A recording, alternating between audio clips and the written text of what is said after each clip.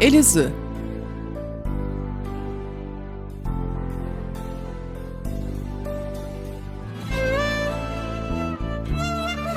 Harput'un ovadaki devamı olarak bilinen, yıllarca Harput olarak anılan El-Aziz, aziz şehir Elazığ.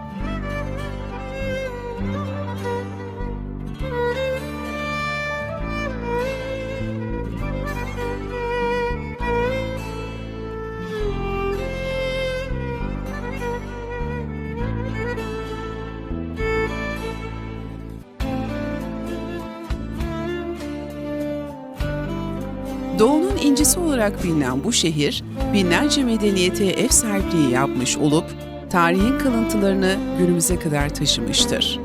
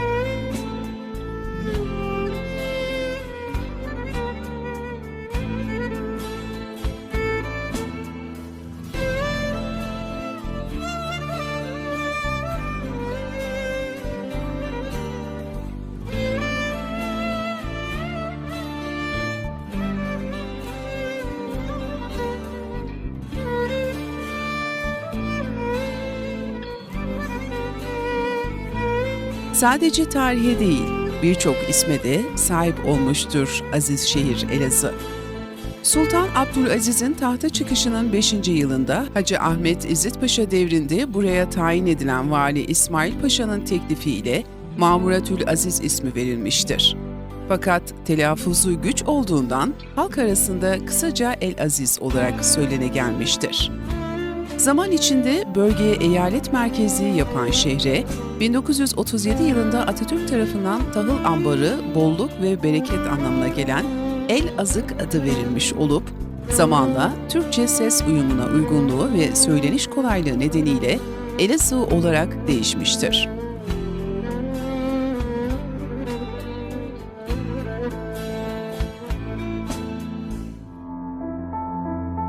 Tarihiyle birlikte birçok doğa güzelliğini de içinde barındıran Elazığ'ın Sivrice ilçesi de Doğu'nun Bodrumu olarak nitelendirilmektedir.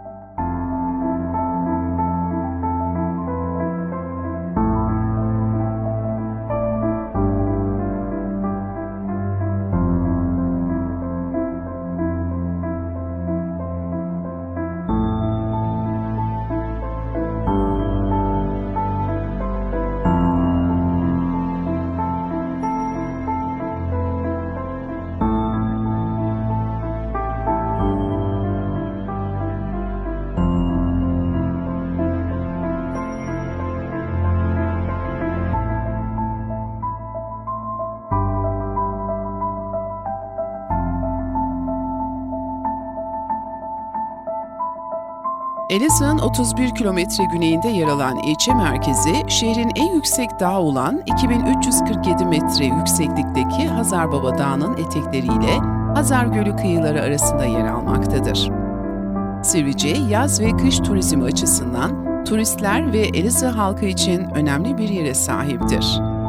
Hazarbaba Dağı'nda yapılan kayak, yamaç paraşütü ve trekking ile Hazar Gölü'nde yapılan su sporlarının hemen her çeşidi, göl çevresindeki plajlar, kamplar ve göl içindeki batık kent, ilçeye haklı olarak Doğu Anadolu'nun Akdeniz'i unvanını kazandırmış. Bir tatil köyü olarak bilinen Sivrice, bu özelliklerini Hazar Gölü'ne borçludur. Tertemiz, berrak sulara sahip olan Hazar Gölü, Türkiye'nin dört bir tarafından gelen turistlerin ilgisini çekmektedir. Bu ilginin bir nedeni de gölde yer alan Batık Kent'tir. Yüzyıllarca sırlara kadem basmış bu kentin birçok hikayesi vardır. Batık Kent'in hikayelerinden bir tanesi ise şu şekildedir. Çok eski zamanlarda Hazar Gölü'nün olduğu yerde hamile bir kadın yaşamaktadır. Dönem öyle bir dönemdir ki kıtlık had safhadadır. Hamile kadın Batık Kent'e, yani o zamanki köye gider.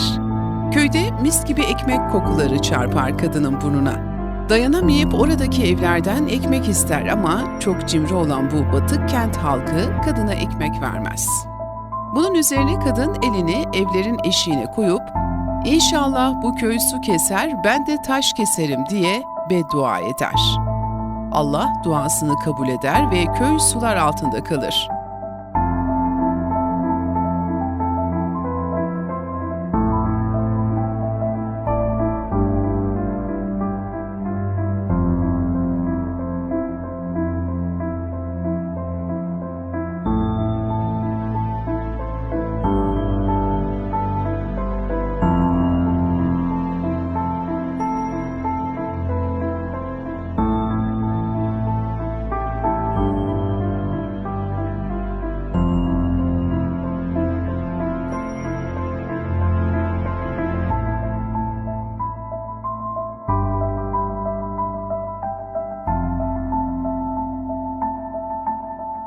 Sırlarla dolu Batık Kent'in hikayesi bunlarla da bitmez. Evliya Çelebi de seyahatnamelerinde buraya yer vermektedir. Evliya Çelebi seyahatnamesinde buranın ticaretle uğraşan gayrimüslim bir köy olduğunu belirtir. Ayrıca kentte bir kilise bulunduğunu, bu kilisenin Hristiyanlık açısından önemli bir yere sahip olduğunu yazmıştır. İşin trajikomik tarafı ise Hristiyanlık açısından önemli bir yeri olan kilisede mumyalanmış bir eşik olduğunu belirtmesidir.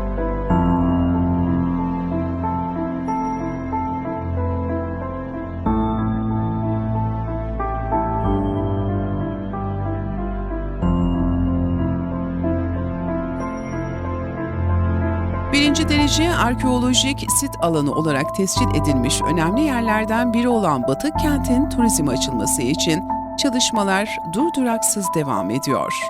Birçok siyasi ve yatırımcı Batık Kent'te araştırmalar yapmaya devam etmektedir.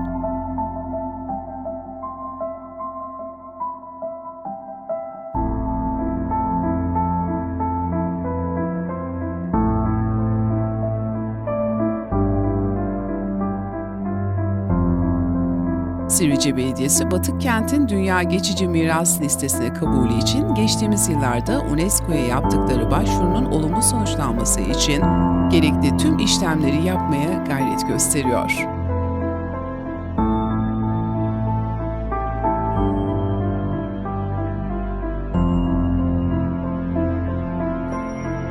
Daha detaylı bilgilere ulaşabilmek için Orta Doğu Teknik Üniversitesi'nden arkeologlar, Sualtı Topluluğu ve Sualtı Araştırmaları Derneği'nden dalgıçlar kentin bulunduğu göle getirildi. Karaya çıktım ve 50 metre boyunca hemen buluntularla karşılaştık. Yani burada çok zengin bir arkeolojik kalıntılar var.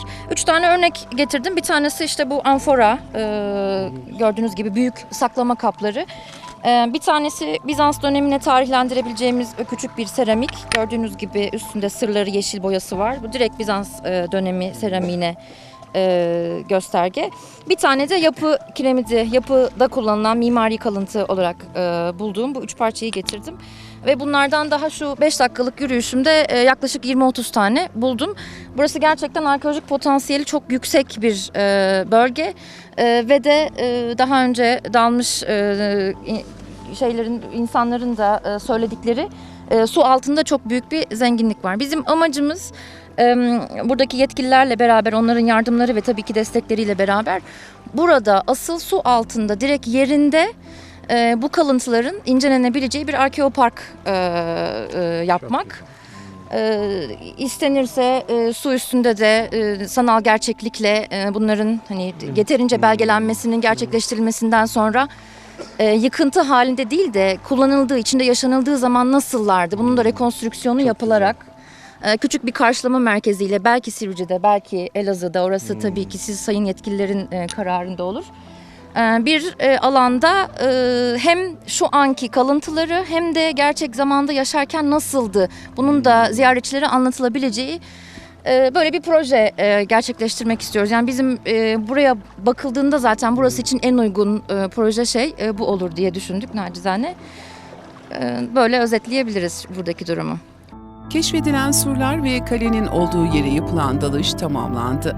Dalışı gerçekleştiren ODTÜ Sualtı Topluluğu ve Sualtı Araştırmaları Derneği dalgıçları dalışla ilgili açıklama yaptı.